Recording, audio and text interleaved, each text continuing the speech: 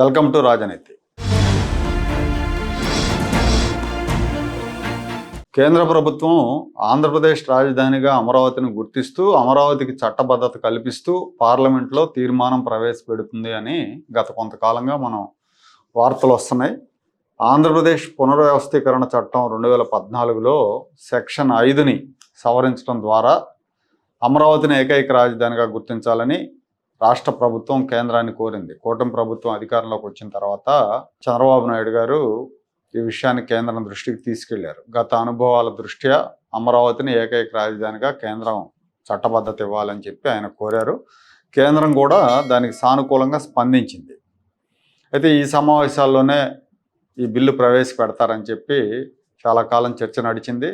ఆ దిశగా ఎలాంటి స్టెప్స్ ముందుకు పడకపోవడంతో ఈ సమావేశాల్లో ఆ బిల్లు ప్రవేశపెట్టకపోవచ్చు, వచ్చే సమావేశాల్లో పెడతారేమో అన్న సందేహాలు కూడా ఉన్నాయి.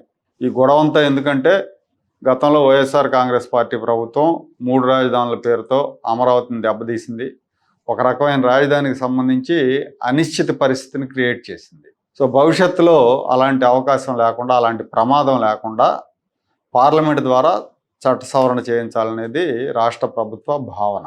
2026 బడ్జెట్ సమావేశాల్లోనే అమరావతి బిల్లును ప్రవేశపెట్టేందుకు ఇప్పుడు కేంద్ర హోంశాఖ గ్రీన్ సిగ్నల్ ఇచ్చింది. అమరావతికి ప్రత్యేకమైన పిన్ కోడ్, ఎస్టీడీ కోడ్ వంటి అధికారిక గుర్తింపులు ఇవ్వడానికి కూడా సుముఖత వ్యక్తం చేసింది. ఈ ప్రక్రియలో భాగంగా ఆంధ్రప్రదేశ్ రాజధాని అమరావతి అంటూ ఆంధ్రప్రదేశ్ అసెంబ్లీ తీర్మానం చేసి పంపించాలి అని కేంద్ర కేబినెట్ కార్యదర్శి రాష్ట్ర ప్రభుత్వానికి కౌరు పంపారు. పార్లమెంటు బడ్జెట్ సమావేశాలు ఏప్రిల్ 2వ తారీఖున ముగుస్తాయి. ఆ లోపు అసెంబ్లీ తీర్మానం చేసి పంపించాలని కోరినట్టుగా తెలుస్తూ ఉంది.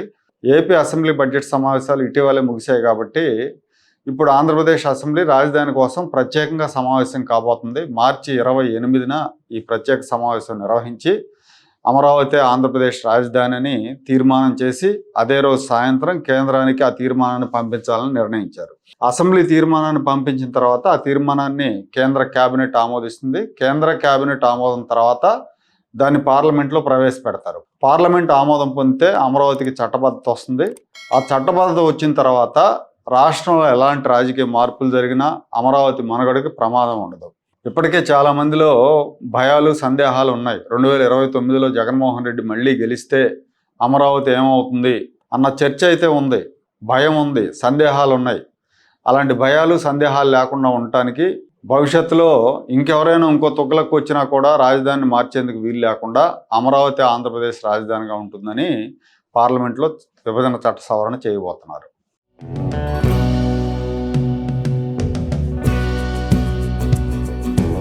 Like, share and subscribe to Rajaniti channel.